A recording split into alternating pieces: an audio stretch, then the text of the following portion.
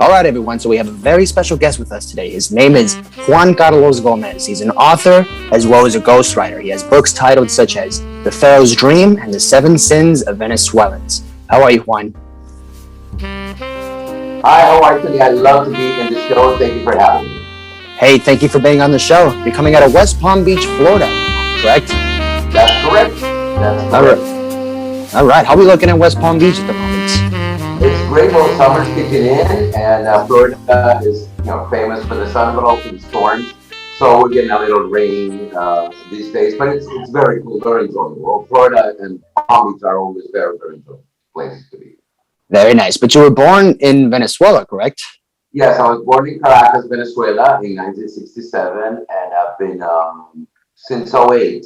I left Venezuela, lived in many cities, many countries, working, and now since a couple of years I've been in the States, and it's actually my third time living here, and I think I'm here for good now. Wow, man. So you're a really interesting person. You know that, Juan? Because I read with the information you provided for me, you have a lot of interesting things you've done. You've also worked in sales. You've done things of all nature, as well as being a ghostwriter and an author today. Yeah, it's been an interesting ride, and I started studying law. I'm an attorney. I went to law school, worked in the oil industry, oil and legal businesses. Then in '97, I teamed up with my father. We put together a franchise in my country. Then economic crisis came. We had to move, lost a bunch of money then I reinvented myself, went to work in the financial area, became a financial advisor for companies. And then in '08, I put together an oil trading company with a local Panamanian partner. We had that business going, but at a certain point in 2009, 2010, I realized that I wasn't doing anything I really wanted to do. I was making $3,500 a month, which was a great money, plus commissions, but I wasn't more than most people. Yeah, but I wasn't feeling it. I remember once I had to work in a hotel, a boutique hotel, as a general manager, and once a pipe was broken, right? So before the technicians or whoever came, I had to stand and just fixing this pipe with the other two guys in the hotel. And I was thinking, man, I just want to write books. I want to be doing this, man. If you're only working because the money you're getting, then you're going to be miserable in your life. There has to be an equal balance, okay, this is what I'm getting, but this is what I'm doing, and I love doing to get this. And I was just getting this, and I hated this. So I gave up. I always say I blew up a chip, and I left everything. I left a relationship that I had been going for 4 years. I left the country altogether. I sold everything I had and came to the States because I wanted to be a writer. And I came here with $2,000. This was in 2010. And in July of that year, I decided that I was going to be a professional writer, meaning that I took a vow. I said, I will never take other money that does not come from writing. And wow. That's the real leap. That's the leap of faith. In my opinion, you have to do it that way. You have to go all the way in. Otherwise, if you step halfway into it, like let me try. You always have a safety net. I blew away every safety net. I had to throw them away. I said, this has to work out because I have nowhere to go back to. I did like Cortez. I sunk I buried my ships. And for me, that was the only way because I had to make it. I had to make it. And every time I start, every time I was not paid, every time a client would just do it and like scam me or anything, I would always say, well, this is what we chose. Right. This is what I chose to do. And it comes with the good and the bad, and it comes with a bunch of stuff. So that day I decided I was going to be a writer and came to the States, wrote 3 plays for micro theater in Miami that become huge successes. Sorry. After that, I did a little television, writing for episodes for sort of soap operas for the Latin market here in Miami, down in Miami, and Wow. How at the did you same can if you time can have been writing.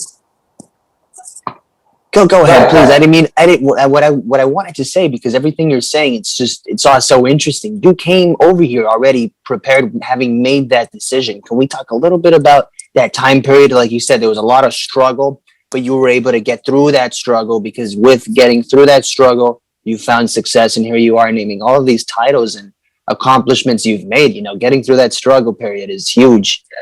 Yes, it was a boot camp. I had to go through it, and I believe all of us at a certain point we have to go through it. Certain boot camp in our lives.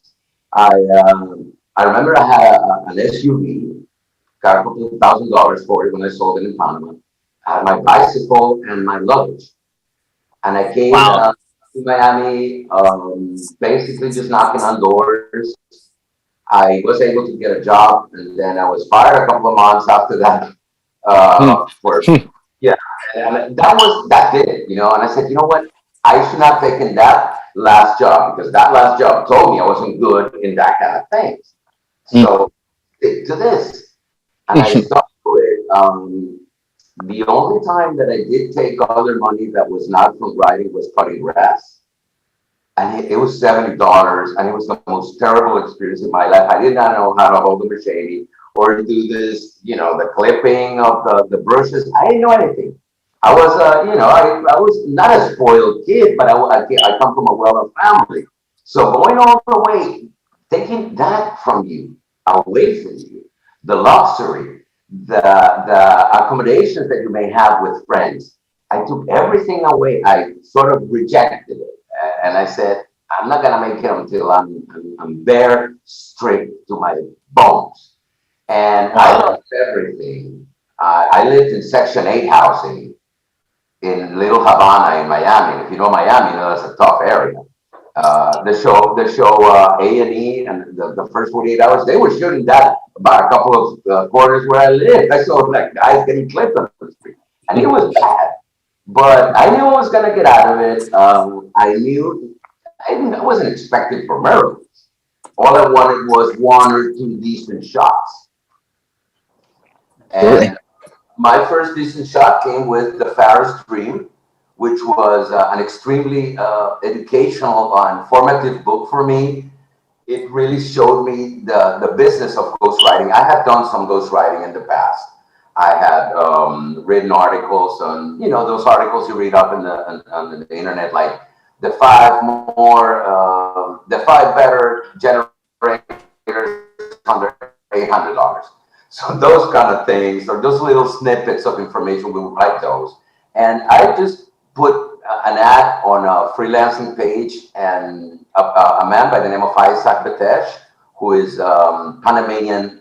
He's the president of the Panamanian Jewish community, not the rabbi, but the civilian who's in charge of the whole Panamanian Jewish society. So he hired me for this book. He had already been talked about, and there was a draft, so I had to, like kind of open it. It was a Frankenstein work. You have to see what works, see what doesn't work, and at the same time, you got to get his voice because it's his book. It's not my book. Ghostwriters, and a lot of people tend to think that the author steals from the ghostwriter. I said, well, you wrote the book, and he's saying it's his or hers. Well, it's their idea. They're the author. I'm just the guy who has the skill to write, who has the time and the technique to put words together as if they were written by him, not by me. It's like if you see a good play in theater, if you see the director's work, then something's off. You don't see the director's work. It's not Right. supposed to be seen. You see it, you see the performances, you see the light, you see the setting. It's exactly the same with ghostwriting. You create a voice for somebody else, and in return, you get paid. This book in particular was very important because it also had it has a foreword by Senator Joe Lieberman, and it was written by a bunch of influential Jewish people. Ivanka Trump had some good words about the book because she received a copy, and former President Trump too. So it's good that you know that people on high spheres read your work. Absolutely. It's very fulfilling. You're in the backstage. You are making the author look good. He has to look good. He has to shine. It's his idea. And the first dream definitely opened a bunch of doors for me, new clients. I finished for a rabbi a book on self-help last year. What's the title of that The one? authors, it's cool. It's still being worked on. Okay. It's something called like From My Insecurities to Your Safety or something. It's a self-help book based on the Holy Scriptures. And then I've worked for financial blogs for many clients, people that want to put together their catalog as painters and so on. But additionally, I'm working on some my own projects. I'm writing a novel in English now. It's called Forged in Silence, and it's my first attempt to fully write in English. The Pharaoh's Dream was written in English, but this is literary fiction genre, and it's more demanding, and it's a lot more challenging, which I love. I love the challenge. I always saw people doing this, and I never thought that they. But you are not going to know until you put in the work. Yeah. And one of the things that first happened to me when I decided to be a professional writer, I've seen people doing this as a side business. I've seen people doing this as a hobby. Oh, I'll write at night. Oh, I write in the weekends. Oh, I can't write because my children. Oh, I can't write because this or that. This is a craft, it's a job, it's a profession. You have to treat it like that. You have to respect it like that. I've been asked a lot of times, how do I get my inspiration? Where do I get the muse from? And I do understand where the question comes from because a lot of people feel, and it's on the common knowledge will tell you that, somewhat writers are like guys with a guitar under a tree, just enamoring girls and saying nice things. And well, that's the romantic part of this. Or when it comes to the muse, is the understanding is like you are somewhat taken by some outside force and chosen to write something good. And if the muse wasn't there, then you wouldn't write anything good. And I don't believe in that. I believe in talent, but I also believe in technique.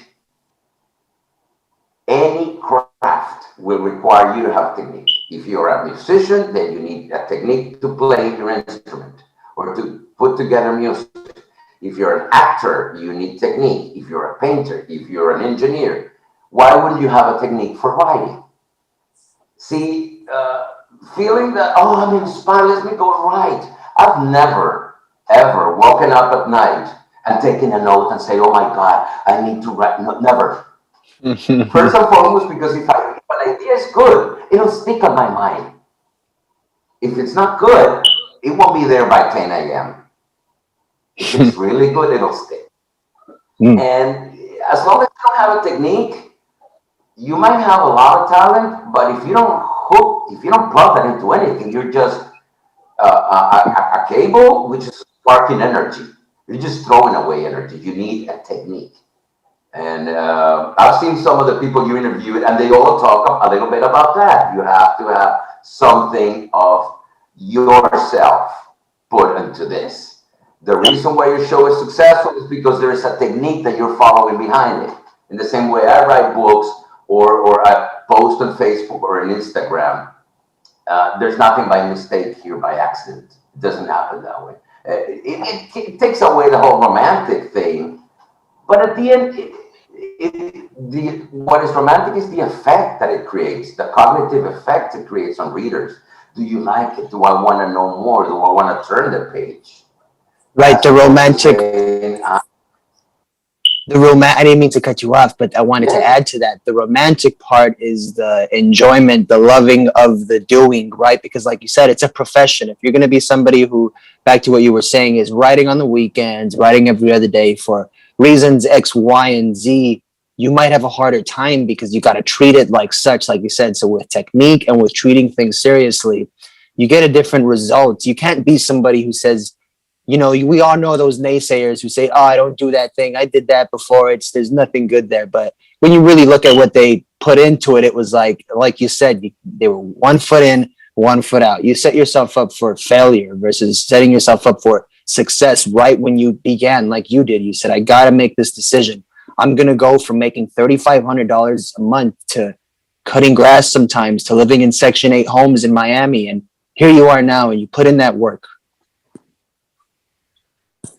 yes, and again, the satisfaction that comes when people read your stuff, on one hand, but on the other hand, it's kind of funny because being an author, it's well, your name there, so you can apply your style and the mistakes and the positive things are gonna be yours.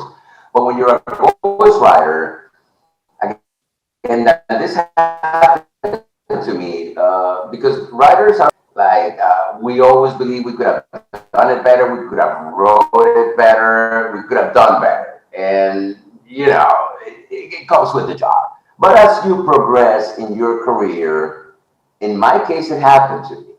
Being a ghostwriter is actually one of the best ways you can detach from your ego, and you can kill that bad ego that will make you be offended when your client tells you, "You know what, this is great, but it's not what I wanted. I wanted something else." Mm-hmm. And the book is not yours, that you have to, not necessarily everybody's going to like what you write. So it's a very interesting process because you also, when you work with someone in ghostwriting, it becomes a very intimate joint venture. You get to know things that may or may not be published in the book. You get to know. I wrote the bio of a celebrity, ex boy band uh, participant in one of the Menudo members, and there was a lot. The book hasn't been released. I think it will because of a bunch of legal. At a certain point, we came to the conclusion that there were things that could not be published. And even after going through certain reviews of the drafts, at the beginning you may have an intention. Oh, I want to write an old tell book, a tell-all book, and then probably a year down the road, your feelings change, and you say, "You know what? I'm not that mad anymore. So now my book is not going to be so gossipy. It's going to be more about introspection." And then you gotta take off all the stuff you did, Mm. solve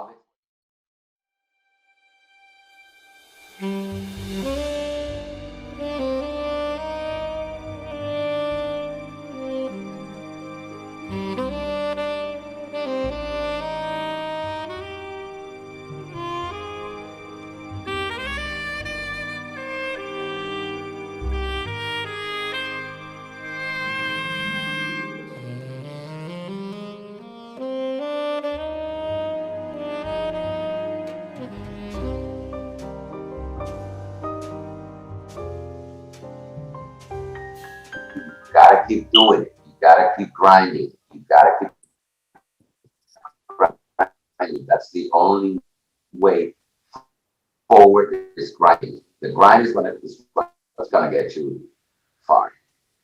The grind is what gets you far. Absolutely. And that's, what's interesting is people sort of need to just create that momentum for themselves, and they realize that when you just do something every day, even if you do it badly one day, maybe a little worse the other day, and then really well one day, what they realize is you sort of toss out that emotional side of it once you really pick up the routine, because then you're saying it doesn't really matter because it's an everyday thing. Tomorrow might be even better. I have something to look forward to working towards, versus like you'd never do it. And then when you grab it and you look at it, you put so much pressure into just like writing the greatest novel that night, and it's impossible to have these ideas. And that's sort of what slows people down. Yes, and doesn't imply you to work every day. I don't work all day. I work mainly in the mornings. I wake up, I have my coffee with my wife, we talk a little, she goes to work. I work in my office until 12:30, 1:30, 2 sometimes. And after that, I'm off to play video games, which is my other passion. I just play a lot of video games. And that's how I compensate an extremely serious work with something very loud. And because you have to be able to step out of the sphere. I just sent a draft of a biography from a Venezuelan politician and his sons and daughters. His daddy, they wanted me to write this. So I sent the draft, and now I'm waiting for the client to write back. So basically, you can just take slots of times. You can block your time. Say, I'm just going to work in the morning. I'm going to, in the afternoon, I'm going to go out with my dog, or I'm going to watch videos or listen to podcasts. And then I would work a little bit at night. Not necessarily every night. Sometimes you're just tired. It's not about inspiration. And imagine being inspired all the time. That's so tiring. Like, oh, you couldn't be inspired all the time, even if you wanted, unless you're in some real trip. But other than that, you're in a permanent LSD trip. But other than that, you have to be able to step out of your craft. And technique also has to do with that. How do I connect back? How do I step away without it, taking over other things? And again, that's when it comes, when you take it as a job. When some people, when it's 5 o'clock, they go home and they just leave everything at the office. Same deal. Except that when I have free time, I'm just learning other stuff. I'm either taking online courses for writing. I am watching lectures. I'm reading a bunch of books that I'm always reading. So always learning something new. Never stops. So what advice, Juan, do you have? Let me ask you this one. I didn't mean to interrupt. What advice can you give to writers out there and even aspiring ghostwriters who are saying, I want to put something out and I've been working on a book and I have some ideas, but I just can't do it, put together the whole book. What do you have to say to those artists who maybe have writer's block, lack of inspiration? Perfect. Yeah, I'm actually gonna come with a YouTube channel in which I talk about this, so I can give you a little advance on what I'm talking. I'm putting together 5 hacks for writing.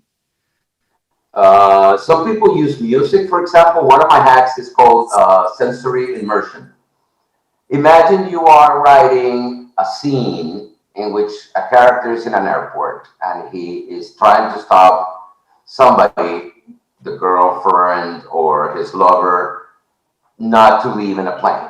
And he has to wait 10 to 30 minutes before the person shows up. It's so easy to try to think how you are in an airport. If you only go to YouTube and look up airport ambience, and you will find audios that have the PAs, the speaker, and people talking, and planes coming up, and that, so you can feel more immersed as your character would. So that allows you to set up the tone, the monologue, whatever he's thinking, because your thoughts are always influenced by the outside. Absolutely. And in other occasions, if your character is lost in the wilderness, well, you put a river, you put animals, and all these resources are out there in YouTube. It's very easy. It doesn't cost you anything. You already have the connection. Another hack is, enhance your vocabulary. Try different words that have not been used. That defines style. For example, if you want to say that somebody was beheaded, you can also use the word decapitated. And that is a complete synonym that may help you put yourself apart from other writers. Some writers use the same words all the time, so the writing becomes monotonous and it's flat. You Right. may want to use words that are not extremely formal, but are words that convey the same message and also teach something. Enthralled, for example, you can always say that the word enthralled. That's a very those are powerful words that can help you out very well in what you want to do. One other thing I always do, I always tell people, and not in the hacks, this I always told this from the beginning. If you don't believe you're the best writer in the world, nobody's going to believe it. It doesn't mean you don't acknowledge that there's people out there that have done wonderful, great things. But coming back to the from our initial the start of the conversation, why can't you do it? Theoretically, everybody could learn how to write because also you need to read a lot. I started reading when I was 5. Back in the 70s, there was no internet. We only had like three TV channels. And on a Saturday afternoon, my parents went on naps. We weren't allowed to watch TV, so what was there left was this huge 2,000 book library. So I would just climb up and grab a book, start watching pictures or reading, and that's how I got into the whole thing.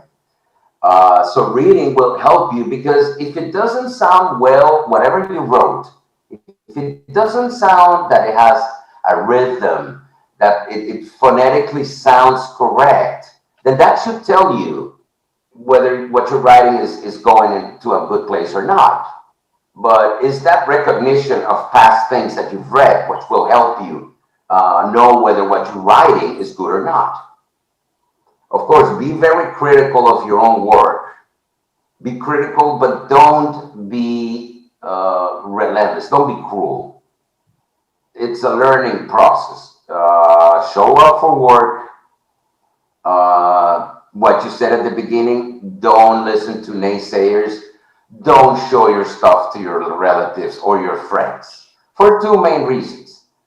If they don't know anything about it, they may say it's good because they care for you. They don't want to hurt your feelings, right? But on the other hand, they could say, you know what, it's lousy, it's bad. You should just stick to, keep doing whatever you were doing before. So, people sometimes they want to help, they have the best intentions, but they just ruin everything. So, yeah, until your work is polished, don't show it because that may really, really hurt you in the long or in the short run. One other thing I can say: be very watchful. Themes and topics for writing are everywhere. A good writer is an extremely observative person. Sees things differently than the way other people might see them, and is acquiring that eye, that sensitivity. That might be what people call talent, may or may not be. I don't know. I have ADHD. Does it come with apparently being an ADHD and creativity come hand in hand? Well, great. Then that's part of what I'm taking to put together what I write. But I believe everybody can achieve a writing status, educate yourself. In my case, I did it the hard way. I didn't go to college. I didn't study. Now I'm feeling like I should have, but can't turn time back. Work with what you have. Be a Marine. Make do. You know, and if you really believe Yep. in what you're doing is true, then stick to it. Don't be a weekend writer. That doesn't work. Be committed. Commit yourself to this. That's I before this, I've had thousands of jobs, and this is the only thing that I've been constant for more than 10 years. And every new day is a record set because now I'm not even ever considering switching careers right now at all. At a certain point, yes, I had the pressure from my parents. at a certain point, I was living with them, and they were like, "Yo, what's with this writing business, man? You write, and you don't do anything. You don't come up with the goodies." And it's a constant struggle. For example, you were mentioning writer's block.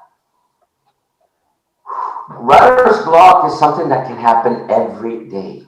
You can have writer's block every day, and the reason why, and the reasons why you can put, how you can put it away is, again, show up for work, write, or if you're not, if it's like being a hitter in a slum. The harder you try, the worse it gets for you to swing the ball. Step back from the plate, rethink your work, present it to a better reader, a good friend, somebody you trust. But don't feel that writer's block is something that it's out there like a disease and it's gonna bite you and you're not gonna be able to write. The way I defeat writer's block is that I never think I wrote the best thing. I always think that the best thing is to come. And sometimes I say, well, what if I can I can talk myself? That's what creates writer's block, because you start double guessing yourself. I never double guess myself.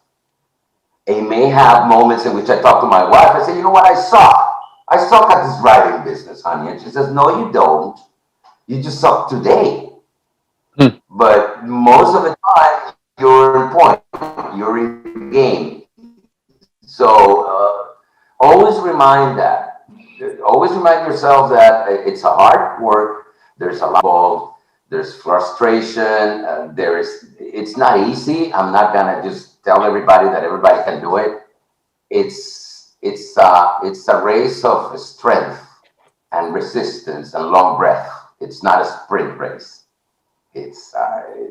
But once you get into it, you can't get out. You can't get out. It's just it can't do it. It won't happen. Absolutely. You heard it here, folks. You heard it here. Oh, 1 second. Absolutely, Juan. You said it. You heard it here, folks. He's a committed writer, and he's saying it himself. You gotta be committed. You gotta put in the work. You gotta show up, and the results will come. Definitely, Juan, it's been an absolute pleasure. And go ahead, Juan. Go ahead. Yes. Juan, it's been an absolute pleasure to have you on the show. I really appreciate you for your words and everything that you've said to us. There's a lot of wise material that people can take apart and really learn from with regards to many different topics. Your level of commitment to your craft is really inspirational. Hearing your story is equally as inspirational, if not more. I would love to get you on again in the future to follow up with some more information you have for us.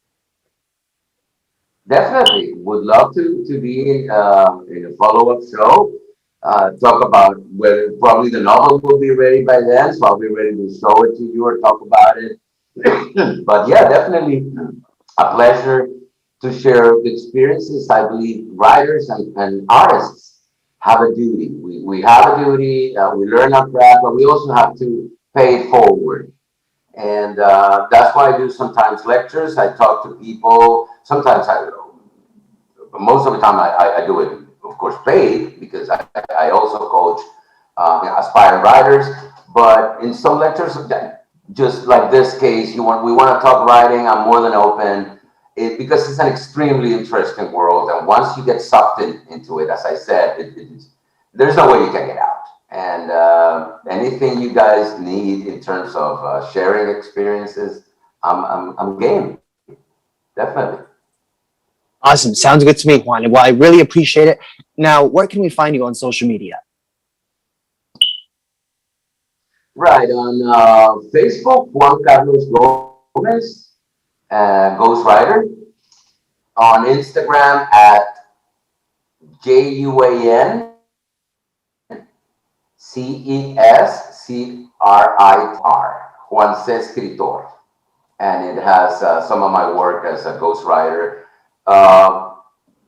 Soon we'll have the YouTube channel with all this writing tips and snippets and all this info to help aspiring writers.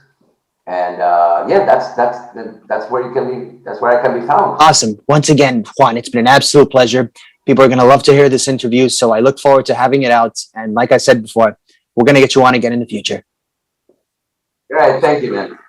All right, Have a man. good one. Take care. You as well. Take care. You too.